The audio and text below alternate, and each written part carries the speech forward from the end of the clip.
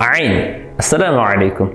Sifat kursimizning ikkinchi darsida hammamizni qiynab kelgan va juda ham ko'pchilik bu harf qiyin, men buni chiqara olmayman deb o'ylagan ayn harfi haqida batafsil gaplashamiz va xudo xolisa bu videodan keyin agar ham aytganlarimizni qiladigan bo'lsangiz, siz ayn harfini arablarda kerak bo'lsa, arablardan ham ko'ra yaxshiroq chiqara olasiz. Ayn harfi mahraji haqida gaplashamiz. O'zi ayn harfi mahraji qayerda deydigan bo'lsak, ayn harfi mahraji aynan shu halqumimizning tubidan sal teparoqda, ya'ni halqumimizning o'rtasida. A deganda aynan mana shu ayn harfini mahraji hisoblanadi.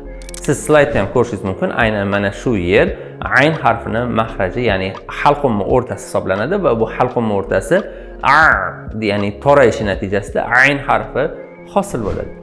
Ayn harfi bo'yicha yana bitta yaxshi lifehack, akbar so'zini akbar deysiz, ya'ni tishingizni yopib akbar deysizda, keyin akbar deb qattiqroq aytadigan bo'lsangiz, keyin ayn harfini mahrajini yaxshiroq his qilishingiz mumkin bo'ladi. Ya'ni juda ham oson o'zi ayn harfining mahraji, faqatgina biz o'zimizning qanaqadir miyamizda bo'lgan bir qanaqadir miflar bo'lsin yoki qanaqadir qo'rquvlar bo'lsin, qanaqadir to'siqlar bo'lsin, bilmadim, qiynalamiz yoki qiyin bu harf aytish. Bu aynan arablarning o'zidan-da chiqadi, ajamlardan, ya'ni arablardan boshqalarda bu harf chiqmaydi deb o'ylaymiz. Yo'q, bu juda ham xato fikr. Bu fikrlarni miyalardan olib tashlanglar. Inshaalloh bemalol aynni, ya'ni ayn harfini arablardan ham ko'ra yoki arablardagi bir xil chiqara olasiz. Albatta olasiz. Ayn, ya'ni ayn harfining mahrajida tilingizni sal tilingiz uchini sal orqaga tortasiz. Ya'ni pastki jag'ingiz bor. Aynan shu pastki jag'ingizda vannaga o'xshagan joy bor. Tilingiz bilan his qilsangiz bo'ladi. Deganingizda o'sha tilingiz pastki jag'ingizni vannaga o'xshagan joyga mundoroq tushadi. Juda ham oson. Endi keyingi slaydda biz ayn harfini sifatlarini birma-bir ko'rib chiqamiz.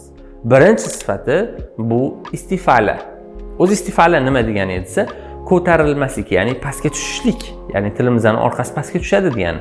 Xo'p, ayn harfi nima uchun istifala va istifala bo'lsa nima-yu, istilo bo'lsa nima? Ya'ni nima o'zgarish ro'y beradi deydigan bo'lsak, agar siz uni istilo tovushlarga o'xshab talaffuz qilsangiz, siz qilib qo'yasiz va bu aslida xato. Deb labimiz ikki chetga yoyilishi kerak.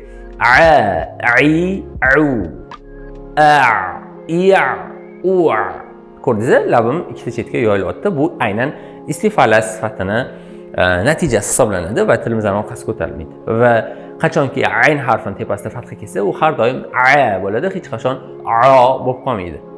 Ikkinchi sifati bu bayniya, ya'ni mahrajiy suyanishi o'rtacha degani. Endi mahrajiy suyanishi qattiq, o'rtacha yoki zaif degan narsa nima uchun kerak deysiz? Masalan, t ni siz hech qachon s ga o'xshab ushlab beramiz. At tugab qoldi.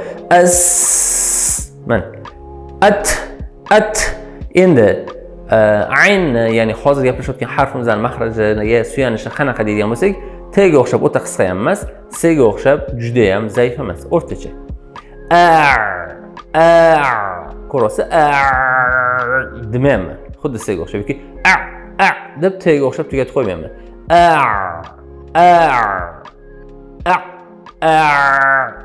U ham, ya'ni bo'lgani yoki bo'lgani ham qanaqadir yoqimsiz. Juda ham yoqimli. Ya'ni mahrajiy suyanishi o'rtacha bo'lishi kerak.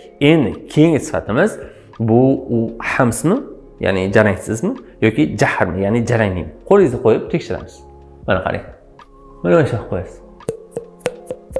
Eshitdi? Yoki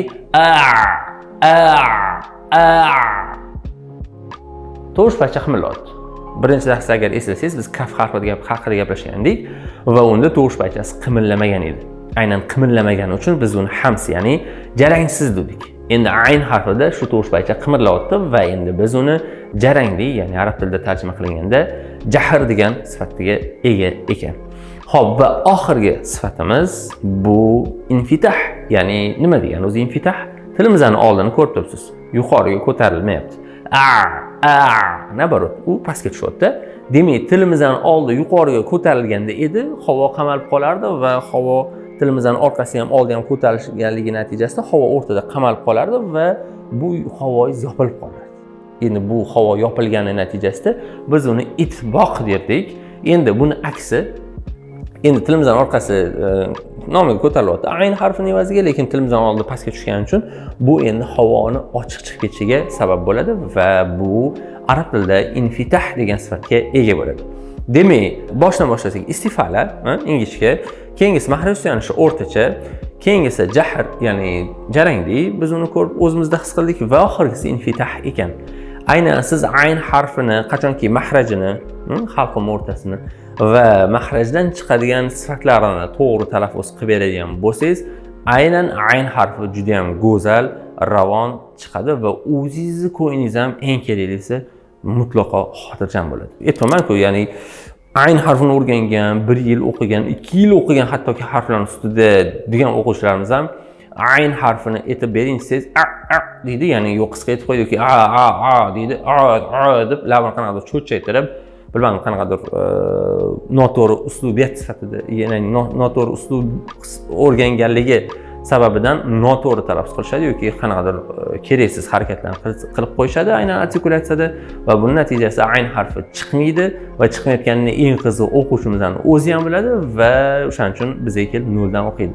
Agar siz yuqoridagi tavsiyalarni yaxshi tushunmagan bo'lsangiz, videoni albatta qaytadan ko'ring, mashq qiling. Xudo xolasa, bu ayn harfingiz inshaalloh o'ylaymanki, agar darslarni qiladigan bo'lsangiz, bergan tavsiyalarimizni o'zingizda sinab ko'radigan bo'lsangiz, xudo xolasa juda ham zo'r chiqadi va albatta birinchi darsda aytilgandek do и после qiling. Ya'ni darsni ko'rgishingizdan yoki aytaylik ko'r bo'ldingiz, talaffuz qilib ko'rishingizdan oldin ayn harfingiz qanaqa edi-yu, talaffuz qilib bo'lganingizdan keyin ayn qanaqa bo'lyapti.